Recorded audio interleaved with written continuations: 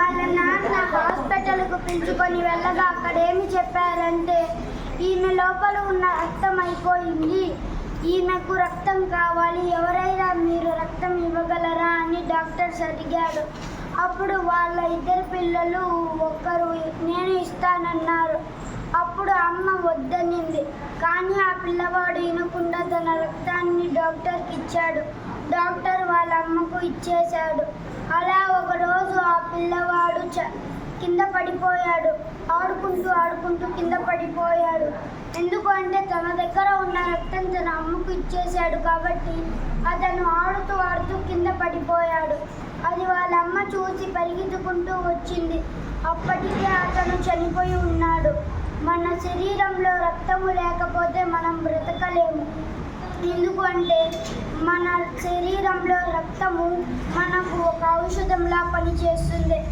ఆ ఔషధం మనకు లేకపోతే మనం బ్రతకలేము. అలా అతను చనిపోయాడు. వాళ్ళు ముగ్గురు చాలా బాధపడారు. అలా ఒకరోజు ఆ రెండో పిల్లవాడు ఆడుకుంటూ ఉన్నాడు. అతనుకు వడదెబ్బ తగిలింది. అతను 4 రోజుల వరకు బయటికి వెళ్ళలేదు, ఇంట్లోనే ఉన్నారు. వాళ్ళ నాన్న అలానే వాళ్ళ అమ్మ చాలా బాధపడ్డారు. ముందున్న ఒక కొడుకు ఏమో చనిపోయాడు, ఇంకో అతనికి ఏమో వడదెబ్బ తగిలింది.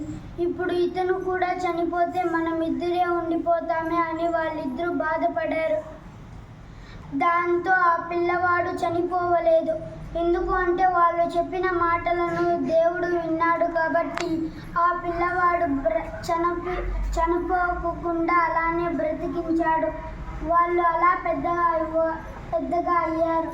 కాబట్టి ఈ కథలో నీతి ఏమిటి అంటే మనము ఎవరు అడిగినా ఇవ్వాలి, కానీ మనము ఇస్తామే వాళ్ళు మనది అలానే పెట్టుకొని మేము మీకు ఇచ్చేసాము అంటారు. ఈ కథ పేరు మీరు చెప్పగలరా?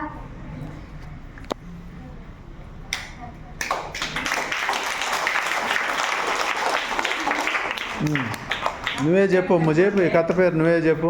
ఈ కథ పేరు వచ్చి మనము అడిగింది ఇవ్వాలి. మనం అడిగింది ఇవ్వాలి కథ. Okay okay.